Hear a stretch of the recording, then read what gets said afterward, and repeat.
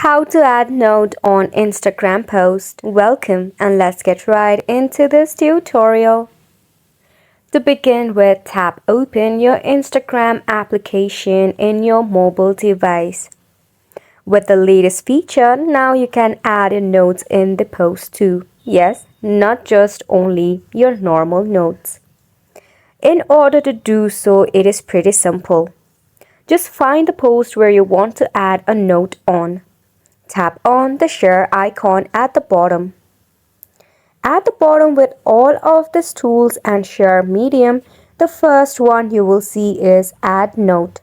Just click on it. After which you can just type in a note that you want. Then tap on the share button. After which you will see such icon that is the floating note over the post.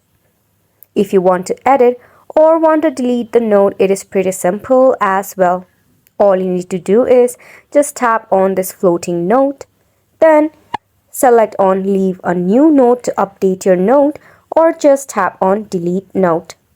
By this way, you'll be able to add, delete or edit your notes on Instagram post. And it's a wrap for the video as well. Thank you so much for tuning in.